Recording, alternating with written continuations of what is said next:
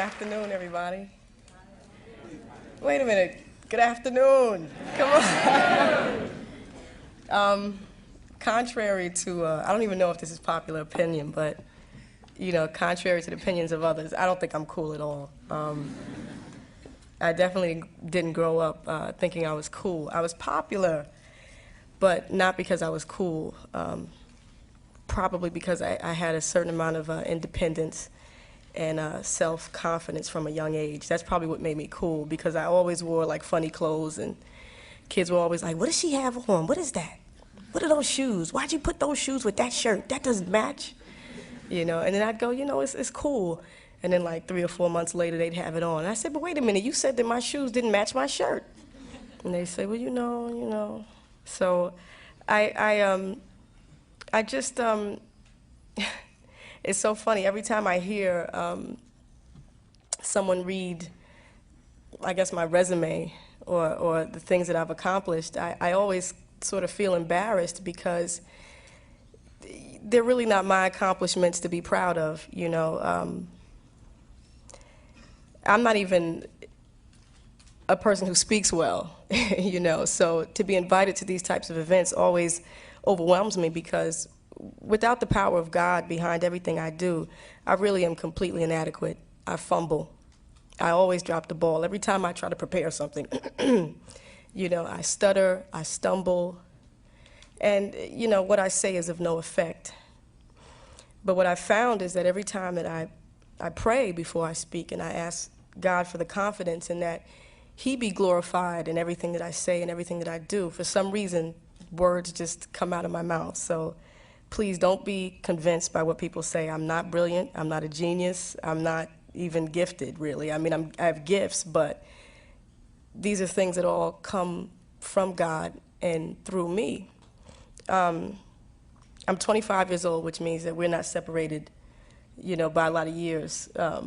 I remember high school like it was 15 minutes ago.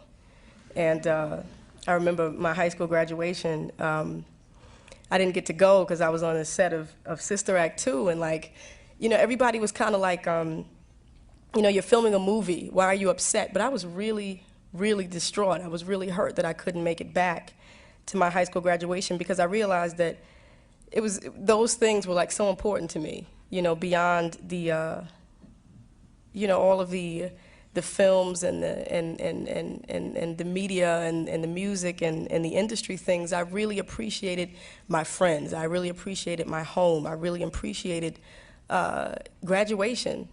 You know, I really did. I appreciated. We had a teacher. His name was Mr. D. Mattia, and there was some kids in the class used to call him D. Motts. And D. Motts was like this funny guy who was really one of those quiet teachers. So we did a lot of bad things in his class, and this was like pretty advanced class, but we really acted up. And but I mean, those memories are the things that I hold on to, and even right now they ground me.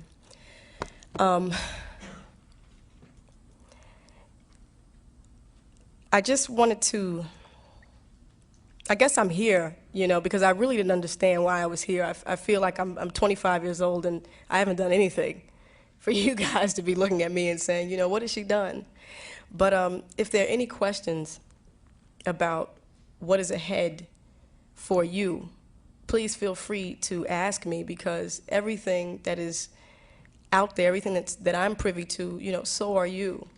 If you get that into your system and get that into your spirit and understand that, you know, we're not separated by anything, not time, nor space, not talent, nor gift, just acknowledgement and understanding where our gifts come from. So really, I think I'm here to answer any questions or to be helpful if anyone has any questions about some of the type of things that I've done. All right, I wanted to ask you what kind of resistance that you met, because I've heard you talk about artist responsibility, about conveying positive messages to the young people to listen to their music, and I want to know what kind of resistance you met in popular culture and in the record industry in general.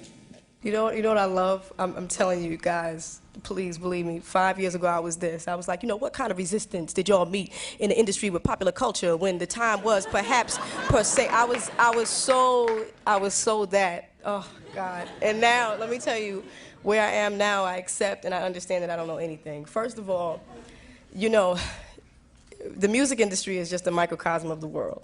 So whenever you stand for something and you stand for goodness and truth, you will always get resistance. That's period. Whether you're in the pharmaceutical industry, the record industry, or whatever. Whenever you stand for truth and for the service, the service of others. See, I could make money very easily. I could make records that are self-indulgent and, basically self-promote me. I could do that. I could do that. Promote myself. That was redundant, but you know what I mean.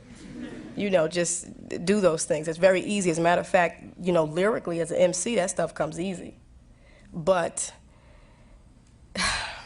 in order to promote something higher, I feel now, at the ripe old age of 25, that the only thing that I could do is serve others.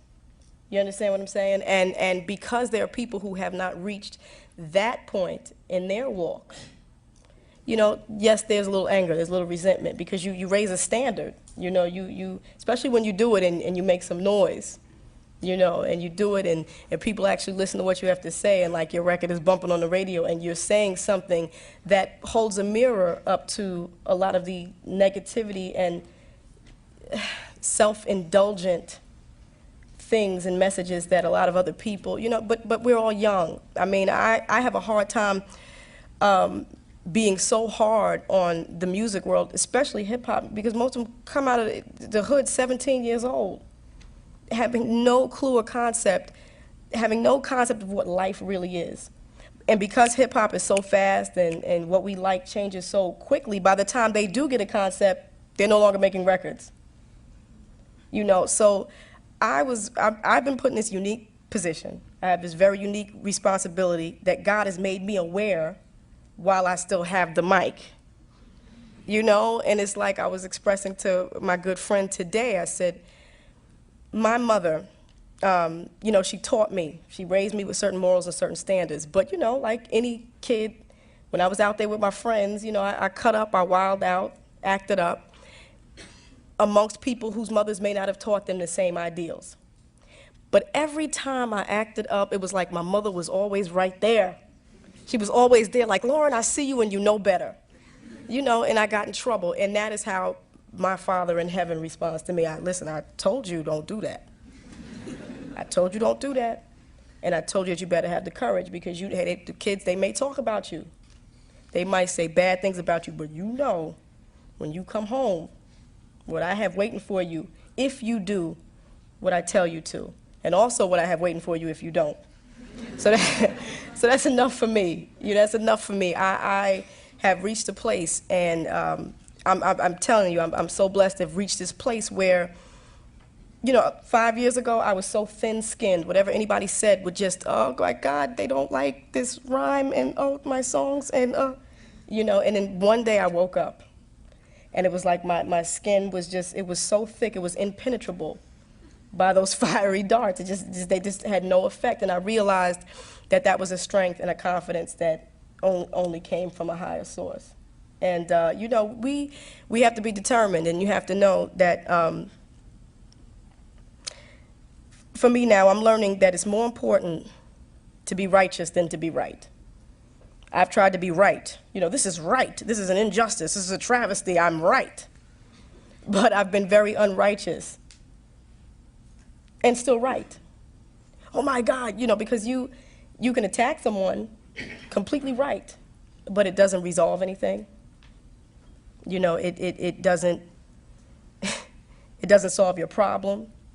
So I understand now that the battlefield and that the war is so much greater than what we see before us. I live in this physical body. This is like my address, like 22 Eder Terrace. I just gave everybody my address, but that's my address. Fight me, no. But this is where I live, but there's something much deeper. Who I am, has nothing to do with, the hair and the shoes and stuff, even though I like shoes. But, it has nothing to do with that. So and what I do, I find there's a lot of power in prayer. So I pray for the people who don't understand me. And I tell you, to be honest with you, I pray more now to be understood no, excuse me, to understand than to be understood. I pray now to learn how to love than to be loved. Because God has given me an abundance, so, I don't need God. These people don't understand me. They think I'm crazy. Every time I'm on the mic, they just, it's not about that. I pray that I understand them so that I can talk to them, minister to them even more. You understand what I'm saying? So I'm just not afraid of, it's of no effect. It's immaterial to me.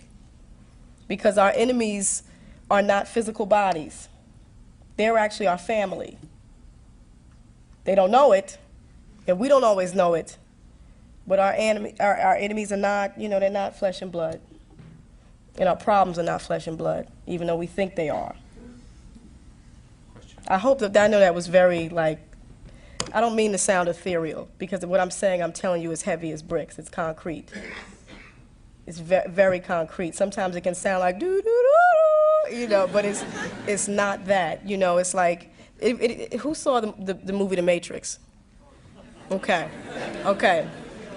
good. Then we can start from a point of reference. Matrix was a banging movie to me, and the reason why I appreciated it so much was because, do you remember at the end when Neo realized his potential? He started to see the binary code. You remember that, the whole world? Well, that's where I'm trying to be spiritually. I'm trying to see the Word of God in the whole world. So every time that agent throws a punch, I'm like, I see you. Oh, okay. I'm just catching his punches. So I'm not afraid. I'm not afraid because I'm starting to see that. Things are just, situations materialize themselves and, oh, he's an agent. But here's the trick. Here's the trick. Here's the trick, is that you have to remember that sometimes you can be an agent. You can be an agent to yourself. You can be an agent against someone else and not even realize that you're being used, That's the Matrix.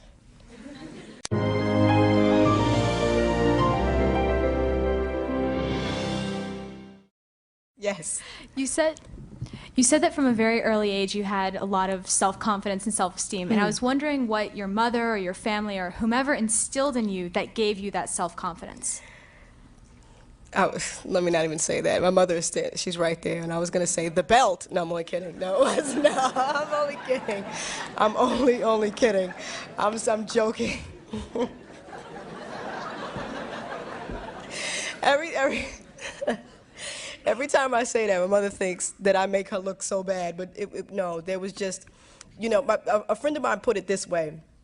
My mother used to make me sandwiches, and not physical sandwiches, but spiritual sandwiches, okay? She would give me bread, and the bread was encouragement and love. And then the meat was the correction, okay? And then there was another piece of bread, which was the encouragement and the love. So that worked, you see? That worked, and she just dealt with me in truth at all times. No, wait, let me go back. Wait a minute. That's not true, because there was this one time, do you guys remember those plastic shoes, jellies? Listen, I wanted them so bad, my mother told me I couldn't have them because they would melt on my feet. And I was like, you grow up now and you realize, what you said? And that's why I have on plastic shoes right now, because I wanted those jellies. And you remember those raincoats, the clear ones? She told me that I would suffocate if I wore one of those. Fine, you didn't, but no, I'm serious. But she dealt with me in love.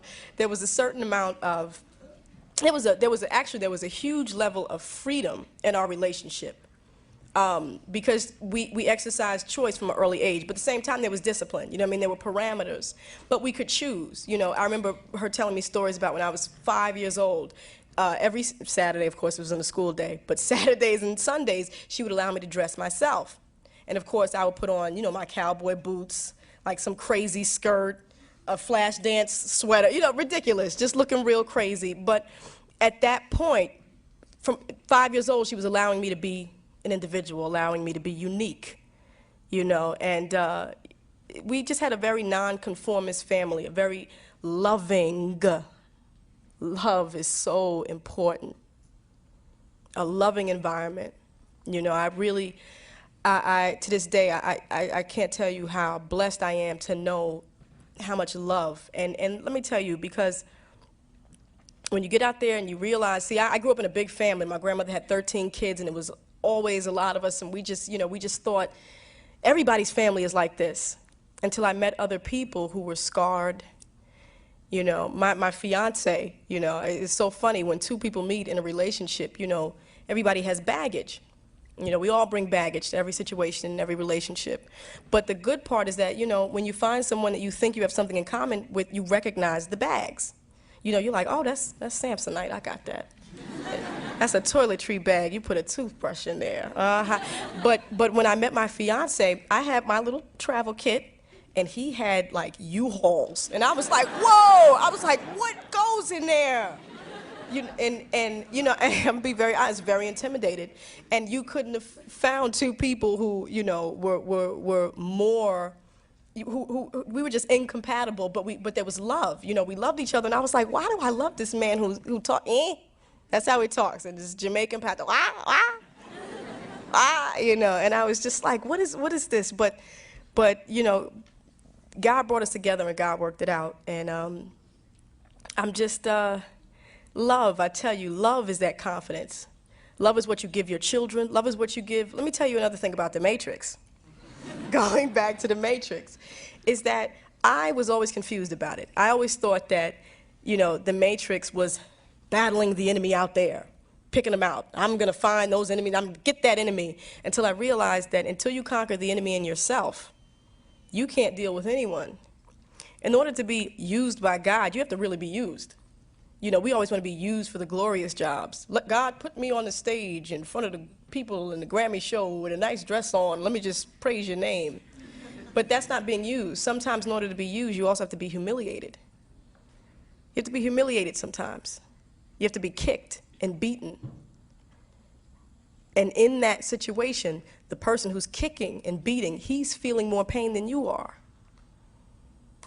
Love is an incredible thing, and we don't know love like we should. We always talk about, I have unconditional love. Unconditional love is, we don't even know it, because if a person stops stimulating us, we stop loving them. You're not interesting to talk to anymore. Goodbye. But that real love, that love that sometimes is difficult, difficult to have, that's that love. And that's a confidence builder. Thank you. That was very long. For one little question. Okay. Yes. You've melded a lot of things in your music, like hip hop and reggae and R&B, and you put different influences together in ways that are really interesting and new. Thank and you. It's hard to be new when so much has been said and done in art. And I wanted to know, is that where you think that music and art too, is that where you think they're going? I hope so. I hope so. As far as, I hope so. I hope so. I'm encouraged. I'm very encouraged. I mean, I'll be very honest with you, as a musician today, I'm not in the studio right now, and everybody in my world thinks I'm crazy. What's going on? You need another album out. The time is running out. You have a certain window to make music. And for a little while, I listened to that. And I was like in the studio working real hard, trying to get it done. And music was created. Definitely music that I think people will appreciate, but it wasn't my best. And it wasn't my best because there was no substance. And there was no substance because there was no experience. I'd gone from the studio to the stage, back into the studio again.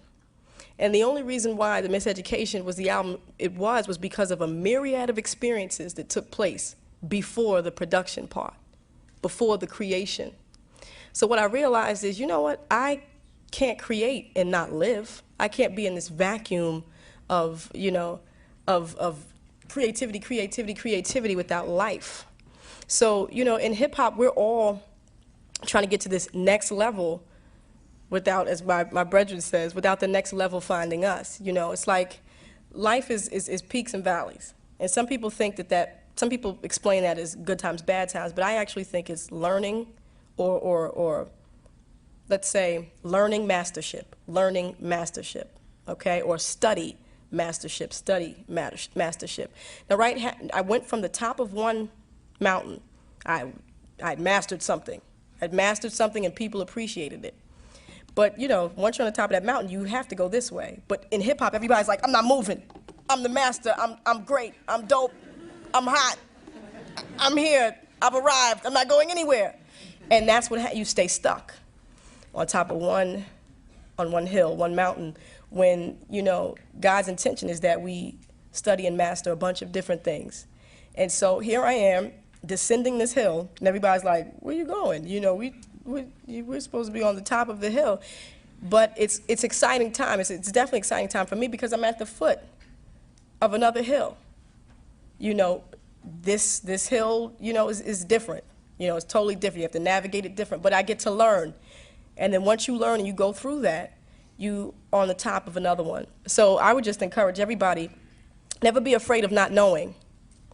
Never be afraid of not knowing. You know, find out. Because that's how you get, you know, to mastership. You know, and don't be afraid of that. We don't have anything what's the word I'm looking for? Let's not be mediocre in our greatness. You know what I mean? Like, think big. Think big. And think in doses. Think in experiences. And don't be afraid of experiences that teach you. Don't be afraid of that. We don't always have to be so, you know, our generation is just so, you know, we're just cool all the time. It's like, I'm always cool. I'm a baller. I have all the women. I know everything. You know, and that's not realistic. No one knows everything at every time. No one is just that cool all the time. I mean, maybe some of you in the audience are, you know, but nobody is, you know. So don't be afraid to be that, because when you are uncool, that's the road to cool. But when you're cool already, that's the road to not being cool anymore. So, you know, don't be afraid of that. Did I hopefully gave you some insight as to music? I'm sorry, guys, I'm not a very good speaker. Was that it? Oh.